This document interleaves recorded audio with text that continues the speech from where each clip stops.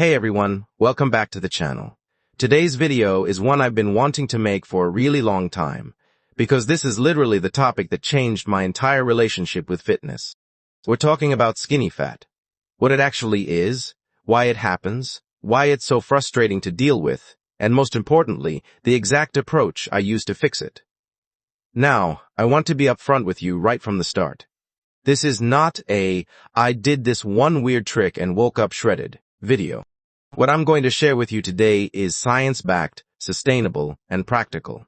It's the stuff I wish someone had explained to me clearly when I was confused and spinning my wheels. So whether you're currently skinny fat, suspect you might be, or you're just trying to understand body composition better, this video is for you. Grab a notebook. This one's going to be thorough. Let's get into it. Alright, let's start with the basics. What exactly does skinny fat mean? The term skinny fat describes a condition where a person appears thin or normal weight on the outside, but actually has a high percentage of body fat and very low muscle mass. In clinical terms, this is called TOFE, thin outside, fat inside. Now here's what makes this so tricky. If we looked at someone who is skinny fat on the street, you might not even notice anything unusual. They're not overweight by conventional standards. Their BMI might be perfectly normal. But if you look more closely, or if they look in the mirror, they notice a soft, undefined belly, no real muscle definition anywhere. Skinny arms and legs but fat around the midsection, a kind of doughy or soft appearance overall, low strength despite not looking big. Does that sound familiar? Here's what's actually happening inside the body. Skinny fat individuals tend to have high visceral fat. That's the dangerous fat that wraps around your internal organs, and very low lean muscle mass. This combination is actually worse for your health than being simply overweight, because visceral fat is strongly linked to insulin resistance, metabolic issues, cardiovascular disease, and inflammation. So it's not just an aesthetic issue, it's a health issue too. And yet, most fitness advice completely fails skinny fat people. Because all the standard advice out there is built for one of two people, someone who wants to lose weight or someone who wants to build muscle. But skinny fat people need to do both at the same time, which is rare and requires a very different strategy. That's what we're going to break down today. Now, before we talk about fixing it, we need to understand why it happens in the first place. Because if you don't understand the root cause, you'll keep making the same mistakes. There are several key causes of skinny fat. Let me walk you through each one. Cause A1, sedentary lifestyle with poor diet. This is the most common cause. You're not doing any real resistance training. Your diet is full of processed foods, refined carbs, and sugar, and over time, your body loses muscle and gains fat simultaneously. Your weight on the scale might stay the same, but your body composition is quietly getting worse. Less muscle, more fat. This is called body recomposition going in the wrong direction. Cause 2, crash dieting or chronic undereating. This one surprises a lot of people. If you've been on repeated crash diets, eating very little, losing weight fast, you've likely lost a significant amount of muscle mass along with the fat. When you cut calories drastically without doing resistance training, your body doesn't just burn fat. It breaks down muscle tissue too. And when you regain weight, as almost everyone does after a crash diet, you gain it back as fat, not muscle. So you end up lighter, but with a worse body composition. More fat, less muscle. Classic skinny fat territory. Cause E3, only doing cardio. This one is huge. So many people, especially those who want to tone up without getting bulky, spend all their time doing cardio, running, cycling, Zumba, whatever. And they completely neglect strength training. Cardio has amazing health benefits. But here's the thing. Cardio burns calories in the moment. It does not build muscle. And without muscle, your metabolism is slower, your body has no shape or definition, and you remain soft even as the scale goes down. You need resistance training to actually change your body composition. Cause T4, genetics and hormonal factors. Some people are genetically predisposed to storing more fat and building less muscle. Hormonal imbalances, like low testosterone in men, or elevated cortisol in both sexes, can also push the body toward fat storage and muscle loss. This doesn't mean it's hopeless. It just means you have to be more intentional and strategic. Cause at 5, high stress and poor sleep. Chronically elevated cortisol, your stress hormone, promotes fat storage, particularly around the belly, and also breaks down muscle tissue. Poor sleep amplifies this further by disrupting growth hormone, testosterone, and insulin sensitivity. So if you're stressed out, not sleeping well, and eating processed food, your body is in the perfect environment to become and stay skinny fat. Okay, so now you understand what skinny fat is and why it happens. Let's talk about the most common mistakes people make when trying to fix it, because I made almost all of these myself. Mistake E1. Treating it like a simple weight loss problem. The number one mistake is thinking, I just need to lose weight and I'll look better. So you start eating less and doing more cardio. You lose weight, but you also lose muscle. Now you're just a smaller version of skinny fat. You still look soft. You still have no definition. Nothing has actually changed compositionally. Weight loss alone is not the goal. Body recomposition is the goal. Mistakes 2. Jumping straight into a bulk. On the other end of the spectrum, some skinny fat people decide they need to just build muscle, so they start eating in a big calorie surplus and lifting weights. The problem? Because they already have high body fat, a big bulk just makes them fatter. They gain some muscle, but they gain a lot of fat too. And now they feel worse. A large calorie surplus is not appropriate for someone who is already carrying excess body fat. Mistakes 3. Doing too much cardio, not enough lifting. As I mentioned earlier, cardio alone will not fix skinny fat. You need to build muscle. And building muscle requires progressive resistance training. If your entire fitness routine is cardio-based, you are working against yourself. Mistake 4. Eating too little protein. Most skinny fat individuals are massively under-eating protein. Protein is the raw material your body uses to build and maintain muscle. Without adequate protein, even if you're lifting weights, your body cannot effectively build muscle. Mistake 5. No patience, expecting fast results. Fixing skinny fat is not a 4-week transformation. Your body composition took a long time to get to where it is. Changing it, actually building real muscle and losing fat, takes months, sometimes over a year, of consistent effort. Most people give up after a few weeks because they don't see dramatic changes. But the changes are happening under the surface. You have to stay the course. Alright, now we're getting into the good stuff. This is the actual framework I followed to go from skinny fat to genuinely fit. I've broken it down into 4 pillars. Pillar 1. Training. Build muscle first. The single most important thing a skinny fat person can do is start lifting weights. Specifically, progressive resistance training, meaning you are consistently increasing the challenge over time. Here's what my training approach looked like. Frequency. I trained 4 days a week. A simple upper-lower split. You don't need to train 6 days a week. Consistency beats volume every time. Exercise selection. I focused on compound movements, the big, multi-joint exercises that recruit the most muscle mass and give you the most bang for your buck. These include squats and deadlifts for legs and posterior chain, bench press and overhead press for chest and shoulders, barbell rows and pull-ups for back, dips for triceps and chest. These compound movements are the foundation. Isolation exercises, like bicep curls or cable flies, are fine to add, but they should not be the focus, especially in the beginning. Progressive overload. This is the most important principle in all of strength training. Progressive overload means that, over time, you consistently make your workouts harder by adding more weight, doing more reps, or reducing rest time. Without progressive overload, your muscles have no reason to grow. Your body adapts to a challenge and stops changing once the challenge stops increasing. I tracked every workout in a notebook. Every session, I tried to do just a tiny bit more than last time. That's it. That simple principle is what drives muscle growth. Rep ranges. For building muscle, I worked primarily in the 6 to 12 rep range. This is the classic hypertrophy range. Some heavier sets of 3 to 5 reps for strength, and some lighter sets of 15-20 for metabolic stress.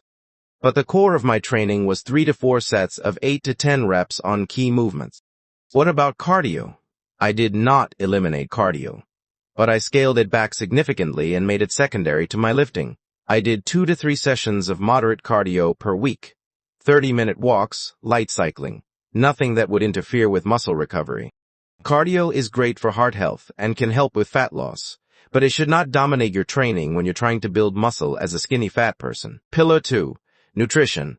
Eat for body recomposition. Now let's talk about food, because this is where most people go wrong.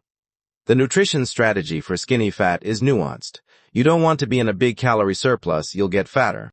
You don't want to be in a big calorie deficit, you'll lose muscle. The sweet spot is what's called a slight deficit or maintenance calories, paired with very high protein. Here's the breakdown. Step 1. Calculate your maintenance calories. Your maintenance calories, also called your TDEE, total daily energy expenditure, is the number of calories you need to maintain your current weight. You can find calculators online. Input your height, weight, age, and activity level. This gives you a baseline. Step 2. Eat at a slight caloric deficit or at maintenance. If you're newer to training, less than 1 to 2 years of consistent lifting, you have a significant advantage. Your body can actually achieve body recomposition, building muscle and losing fat simultaneously, even at maintenance or a slight deficit. This is because your muscles are very responsive to training stimulus when they haven't been trained before. I personally ate at roughly a 200 and 300 calorie deficit below my maintenance. Small enough that muscle building was not compromised, but enough to slowly reduce body fat over time. Step 3. Prioritize protein above everything else. This is the most important nutritional variable. I aimed for 2.8 to 1 gram of protein per pound of body weight every single day. So if you weigh 160 pounds, you're aiming for 130-160 grams of protein per day. I know that sounds like a lot. It is. That's why I was deliberate about it. Every meal had a significant protein source: eggs and egg whites, chicken breast and thighs, Greek yogurt, cottage cheese, fish, salmon, tuna, tilapia. Lean ground beef protein shakes when needed. Protein is non-negotiable. It's what your muscles are made of. It's also the most satiating macronutrient, meaning it keeps you full longer, which naturally helps you stay in a caloric deficit without being miserable. Step 4. Don't fear carbohydrates. I see a lot of skinny fat people go low carb or keto because they think carbs are the enemy. They're not. Carbohydrates are your body's preferred fuel source for intense exercise. Cutting them out can actually impair your training performance and slow down muscle building. Focus on quality carbohydrate sources: rice, oats, potatoes, fruits, vegetables, legumes. Time your carbs around your workouts for best performance. Step 5. Include healthy fats. Fats are essential for hormone production, including testosterone, which is critical for muscle building. Don't go extremely low fat. Include sources like eggs, avocado, olive oil, nuts, and fatty fish in your diet. The bottom line on nutrition: high protein, moderate carbs, moderate fats, slight calorie deficit or maintenance. Clean, whole foods as the foundation. No crash dieting. Pillar 3. Recovery. The underrated game changer. This pillar is the one people almost always neglect, and it's where I was making huge mistakes early on. Sleep. 7 to 9 hours per night. Your muscles do not grow in the gym. They grow while you sleep. During deep sleep, your body releases growth hormone, repairs damaged muscle tissue, and rebuilds stronger. Consistently sleeping less than 7 hours is one of the fastest ways to undermine all of your training and nutrition efforts. I made sleep a non-negotiable. Phone off by 10 p.m. Consistent wake time every morning. Blackout curtains. Cool room temperature. This single change, going from 5-6 hours to 7-5-8 hours of sleep, made a noticeable difference in my recovery, energy, and progress. Stress management. As I mentioned earlier, chronic stress elevates cortisol, which promotes fat storage and muscle breakdown. Exactly the opposite of what you want. I started incorporating deliberate stress management practices, daily walks outside, especially in the morning, limiting news and social media before bed, journaling briefly at the end of the day, breathing exercises when stress was high. These aren't magic, but they work. Rest days, actual rest. I used to feel guilty on rest days, like I was falling behind. But rest days are when muscle growth actually happens. Your muscles need time to recover and rebuild. I took 3 rest days per week. two of which were completely active recovery, focused, light walking, stretching, mobility work. One was a true rest day. Pillar 4, consistency and patience. The foundation of everything. I want to be really honest here. This might be the most important pillar of all, and the one nobody wants to hear about. Body recomposition is a slow process. In the first month, I didn't look dramatically different. My scale weight barely changed, but my strength was increasing every week. My energy levels were better. My sleep was better. By month 2-3, people started noticing something. My posture was better. My shoulders were wider. My midsection was a little tighter. By month 6, the transformation was genuinely visible. I had real muscle definition in places I never had before. My body fat had dropped noticeably. I looked like someone who trained. But none of that would have happened without showing up consistently, every week, even when progress felt slow. Track your progress correctly. Don't just track scale weight. Take progress photos every 4 weeks. Measure your waist, chest, arms, and legs monthly. Track your strength numbers in the gym. All of these give you a fuller picture of what's actually happening to your body. The scale can be misleading, especially in body recomposition, where you might be building muscle and losing fat simultaneously. Your weight might stay the same or even increase, while your body composition is dramatically improving. Let me show you exactly what a typical day looked like for me during my body recomposition phase. This is practical and specific. Morning, 6:30 a.m. Wake up. 15-minute walk outside. This helps with cortisol regulation and morning energy. Small glass of water with electrolytes. Breakfast, 7:30 a.m. High-protein breakfast. My go-to, 3 whole eggs plus 3 egg whites scrambled with oats and a piece of fruit. Roughly 40 grams of protein, 60 grams of carbs. Training, 5,000 and 6,000 p.m. or whenever worked for my schedule, 60-minute lifting session. Compound movements first, isolation exercises at the end. I tracked every set, every rep, every weight in a training log. Post-workout meal. 6,003 p.m. Protein-rich dinner. Usually, chicken breast or ground beef, rice or sweet potato, and vegetables. Another 40-50 grams of protein. Evening snack, 8,000 p.m. Greek yogurt with berries, or cottage cheese. An easy 20-25 grams of protein. Lights out, 10,000 at 10,000 and 1,000 and 1,000 at 1,000. p.m. By structuring my day this way, I consistently hit 150, 120, 100 calories, roughly 250 below my maintenance. 4 training sessions per week, 7-5-8 hours of sleep. That was the formula. Simple, not easy, but absolutely doable. Let me share some lessons that took me way too long to learn. Lesson 1. The scale is a terrible measure of body composition. I wasted months being frustrated because my weight wasn't going down fast enough, but I was building muscle at the same time. The scale doesn't show you that. Progress photos and strength gains are far better metrics. Lesson 2. You can't out-train a bad diet. I learned this the hard way. 3 months of solid training with poor nutrition gave me mediocre results. As soon as I dialed in my diet, especially my protein, everything accelerated. Lesson 3. Consistency beats perfection. You don't need the perfect workout. You don't need the perfect diet. You need to be consistent with a good plan over a long period of time.